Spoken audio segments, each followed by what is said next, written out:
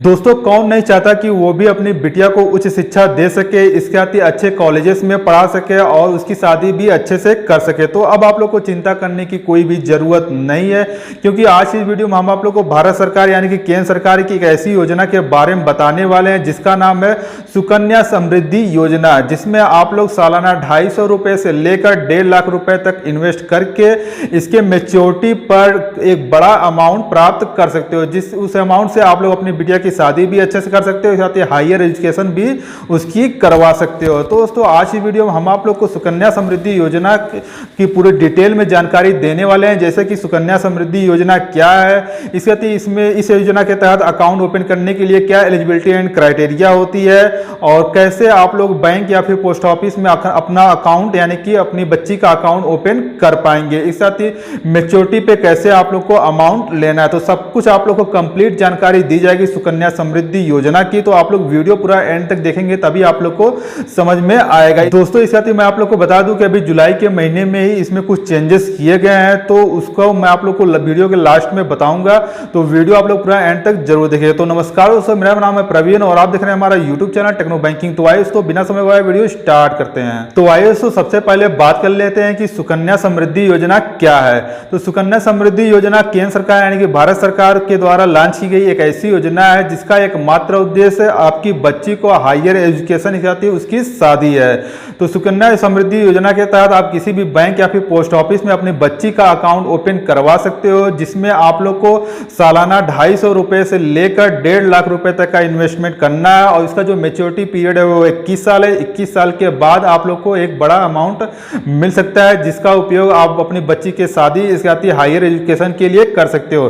दोस्तों ये जो योजना है इसमें आप लोग को कई प्रकार के फायदे मिलते हैं, जैसे कि इसमें आप लोग को जो अमाउंट आप लोग जमा करोगे इन्वेस्ट करोगे उसमें आप लोग को पूरा का पूरा उस अमाउंट पर टैक्स की छूट मिल जाती है। तो टैक्स की भी छूट मिल जाती है, इसके साथ ही इसमें काफी ज्यादा हाईली इंटरेस्ट मिलता है, जैसे कि प्रेजेंट टाइम में 7.6% का इंटरेस्ट रेट इस समय चल रहा है। दोस्तों अब बात कर लेते हैं इसकी एलिजिबिलिटी एंड क्राइटेरिया की। तो अगर आपकी बच्ची की एज 10 साल या फिर 10 साल से कम की है तो फिर आप इस योजना में अपनी बच्ची का अकाउंट ओपन किसी भी बैंक या फिर पोस्ट ऑफिस में करवा सकते हो।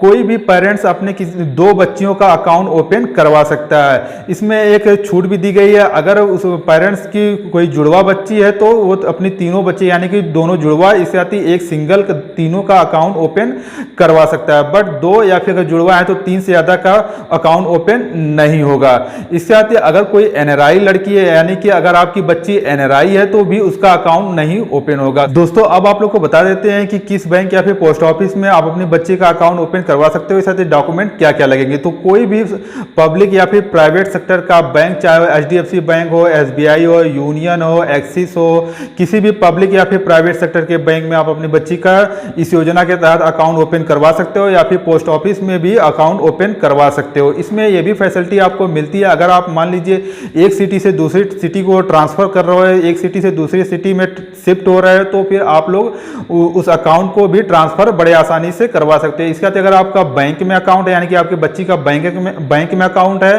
तो आप पोस्ट ऑफिस में भी कभी भी ट्रांसफर करवा सकते हो। इसके साथ अगर पोस्ट ऑफिस में है तो बैंक में भी कभी भी ट्रांसफर करवा सकते हो। और अकाउंट ओपन करने के लिए आप लोग ऑफलाइन या फिर ऑनलाइन किसी भी माध्यम से अपना अकाउंट अपनी बच्ची का अकाउंट ओपन करवा सकते हो। ऑफलाइन जाते हो तो आप लोग बैंक में जाओगे, वहां पे आप लोग को सिंगल पेज का एक फॉर्म मिलता है, उसको फिलअप करके बच्ची के बर्थ सर्टिफिकेट, इसके साथ ही अपना एक आधार कार्ड और एक एड्रेस प्रूफ यानी कि एक एड्रेस प्रूफ एक आईडी प्रूफ आप जमा कर देंगे तो फिर आपकी बच्ची का अकाउंट ओपन हो जाएगा, चाहे पोस्ट ऑफिस में करवा रहे हो या फिर किसी भी बैंक में। दोस्तों अब बात कर लेते हैं इस योजना के तहत आप पैसे कैसे और कितना जमा कर सकते हैं। तो अगर आप लोग पोस्ट ऑफिस या बैंक में अपना यानी कि अपनी बेटी का अकाउंट ओपन किए हो तो फिर आप लोग पोस्ट ऑफिस या बैंक में कैश जमा कर सकते हो, इसके साथ ही डीडी यानी कि डिमांड ड्राफ्ट जमा कर सकते हो, चेक जमा कर सकते हो। इसके साथ ही अगर आपकी बैंक या फिर पोस्ट ऑफिस फैसिलिटी आपको देता है कि ऑनलाइन जैसे कि इंटरनेट बैंकिंग या फिर मोबाइल बैंकिंग के थ्रू भी आपको फैसिलिटी देता है तो उसके थ्रू भी आप पैसे जमा कर सकते हो।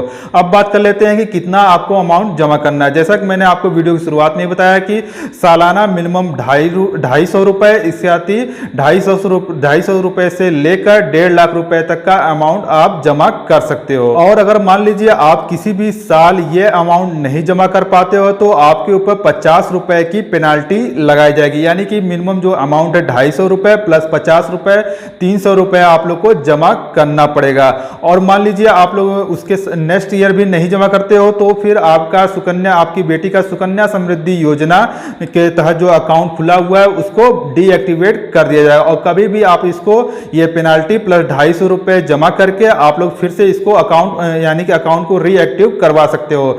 और इसके तहत यानी कि जब आपका अकाउंट ये डीएक्टिव रहेगा तो फिर आपको ये सुकन्या समृद्धि योजना का जो इंटरेस्ट मिलता है 7.6 या फिर जो भी प्रेजेंट टाइम में चल रहा होगा, जब भी आप लोग वीडियो देख रहे होंगे तो, क्योंकि अभी जब ये इस योजना की शुरुआत हुई थी तो काफ़ी ज़्यादा 9.6% मिल रहा था, उसके बाद 2019 में 8.6 कर दिया गया और अभी प्रेजेंट टाइम में 7.6 है। तो अगर आपकी बेटी का अकाउंट डीएक्टिव है तो उसको सुकन्या समृद्धि योजना का इंटरेस्ट नहीं मिलेगा, अलबत्ता उसको जो सेविंग अकाउंट का जो इंटरेस्ट होता है वही इंटरेस्ट उसको मिलता रहेगा। दोस्तों अब बात कर लेते हैं इसकी मैच्योरिटी पीरियड के बारे में। तो इसकी जो मैच्योरिटी पीरियड है वो 21 साल तक की है। मान लीजिए आपने जिस डेट से आपने अपनी बेटी का अकाउंट ओपन किया है उस डेट से 21 साल तक इसकी मैच्योरिटी पीरियड होती है।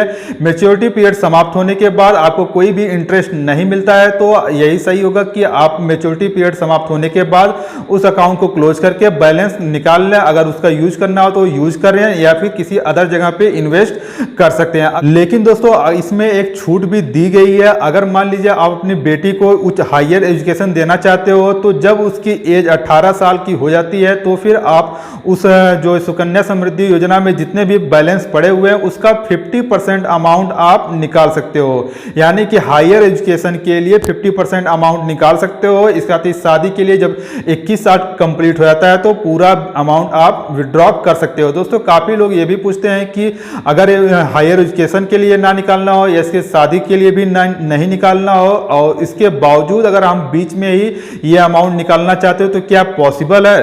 तो मैं आप लोग को बता दूं कि ऐसा पॉसिबल नहीं है। हाँ, कुछ मामलों में इसकी छूट दी जाती है, जैसे कि अगर मान लीजिए बच्ची की अकस्मात डेथ हो जाती है, वैसे ऐसा तो होता नहीं है, लेकिन अगर मान लीजिए ऐसे हो जाती है, बच्ची की अकस्मात डेथ हो जाती है या फिर उसको कोई ऐसा डिजीज हो जाता है, यानी कि ऐसा कोई रोग हो जाता है जो लाइफ टाइम तक चलने वाला है, जैसे कि कैंसर वगैरह, तो उस मामलों में पूरा अमाउंट आप लोग को बीच में ही निकालने की अनुमति मिलती है। सो फ्रेंड्स, मैंने आप लोग को सुकन्या समृद्धि योजना के बारे में पूरा डिटेल में सब कुछ जानकारी दे दी है, लेकिन फिर भी अगर आप लोग के मन में कोई भी डाउट रह गया है तो आप लोग निसंकोच हमारे कमेंट बॉक्स में कमेंट कर सकते हो, हम आपके सारे सवालों का जवाब जरूर देंगे। दोस्तों अब बात कर लेते हैं कि अभी हाल फिलहाल यानी कि जुलाई के महीने में इसमें क्या चेंजेस किए गए हैं।